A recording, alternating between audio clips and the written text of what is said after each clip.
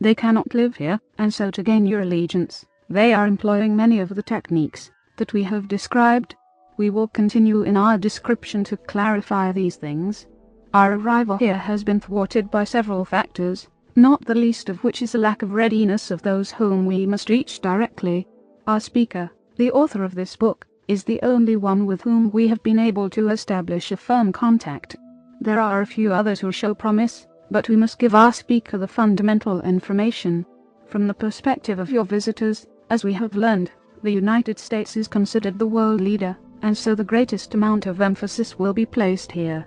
But other major nations as well will be contacted, for they are recognized to hold power, and power is understood by the visitors, for they follow the dictates of power without question, and to a much greater degree than is even apparent in your world. Attempts will be made to persuade the leaders of the strongest nations to become receptive to the presence of the visitors, and to receive gifts and inducements for cooperation with the promise of mutual benefit, and even the promise of world dominion to some.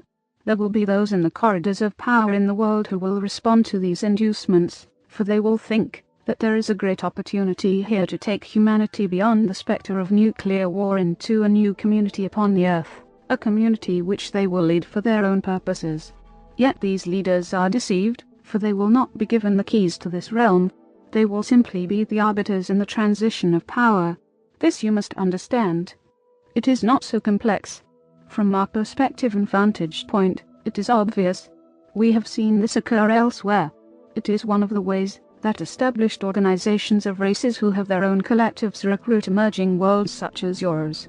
They believe firmly that their agenda is virtuous, and for the betterment of your world, for humanity is not highly respected, and though you are virtuous in certain ways, your liabilities far outweigh your potential. From their perspective, we do not hold this view, or we would not be in the position that we are in, and we would not be offering our services to you as the allies of humanity. Therefore, there is a great difficulty now in discernment, a great challenge. The challenge is for humanity to understand who its allies really are, and to be able to distinguish them from its potential adversaries. There are no neutral parties in this matter. The world is far too valuable, its resources recognized as being unique and of considerable worth. There are no neutral parties who are involved in human affairs.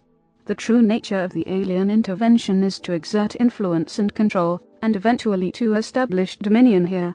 We are not the visitors. We are observers. We claim no rights to your world, and we have no agenda to establish ourselves here. For this reason, our names are hidden, for we do not pursue relations with you beyond our ability to provide our counsel in this way. We cannot control the outcome. We can only advise you as to the choices and decisions that your people must make in light of these greater events. Humanity has great promise, and has cultivated its spiritual heritage, but it is without education regarding the greater community into which it is emerging.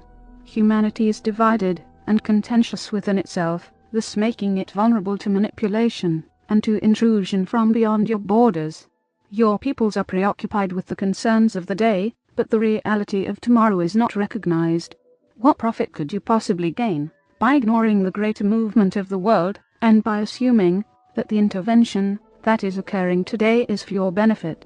Surely there is not one amongst you who could say this, if you but saw the reality of the situation. In a way, it is a matter of perspective. We can see and you cannot, for you have not the vantage point. You would have to be beyond your world, outside the sphere of your world's influence, to see what we are seeing. And yet, to see what we see, we must remain hidden, because if we were discovered, we would surely perish. For your visitors consider their mission here to be of the utmost value, and they consider the earth to be their greatest prospect among several others. They will not stop because of us.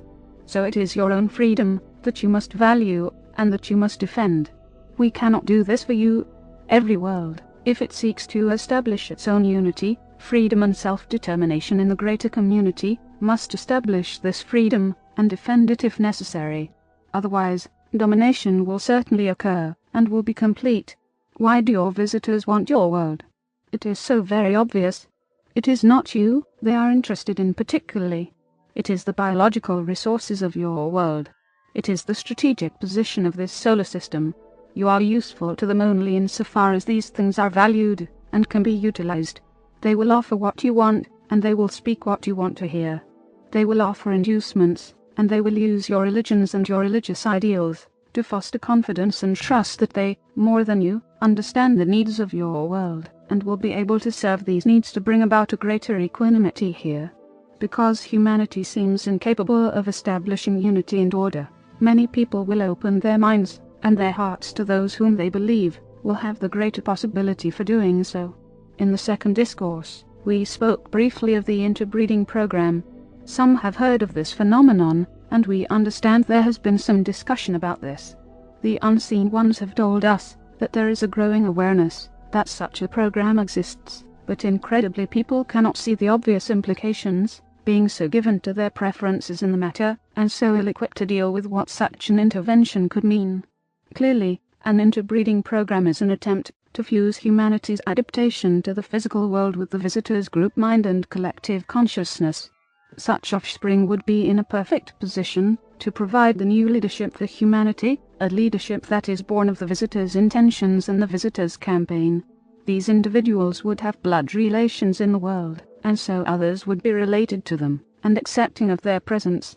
And yet their minds would not be with you, nor their hearts. And though they may feel sympathy for you in your condition, and for what your condition may well turn out to be, they would not have the individual authority, not being trained in the way of knowledge and insight themselves, to assist you, or to resist the collective consciousness that has fostered them here, and given them life. You see, individual freedom is not valued by the visitors. They consider it reckless and irresponsible. They only understand their own collective consciousness, which they see as privileged and blessed. And yet they cannot access true spirituality, which is called knowledge in the universe, for knowledge is born of an individual's self-discovery, and is brought into being through relationships of a high caliber. Neither of these phenomena are present in the visitor's social make-up. They cannot think for themselves. Their will is not theirs alone, and so naturally they cannot respect the prospects for developing these two great phenomena within your world, and they are certainly in no position to foster such things. They only seek conformity and allegiance, and the spiritual teachings that they will foster in the world will only serve to make humans compliant, open and unsuspecting, in order to garner a trust that has never been earned. We have seen these things before in other places. We have seen entire worlds fall under control of such collectives. There are many such collectives in the universe. Because such collectives deal with interplanetary trade, and extend over vast regions, they adhere to a strict conformity without deviation. There is no individuality amongst them, at least not in any way that you could recognize. We are not sure that we can give an example in your own world of what this could be like, but we have been told there are commercial interests that span cultures in your world, that wield tremendous power, and yet are governed by only a few. This is perhaps a good analogy for what we are describing. However, what we are describing is so much more powerful, pervasive and well established than anything that you could offer in the world as a good example. It is true of intelligent life everywhere that fear can be a destructive force. Yet fear serves one and only one purpose, if it is perceived correctly, and that is to inform you of the presence of danger. We are concerned, and that is the nature of our fear. We understand what is at risk. That is the nature of our concern. Your fear is born because you do not know what is occurring, so it is a destructive fear.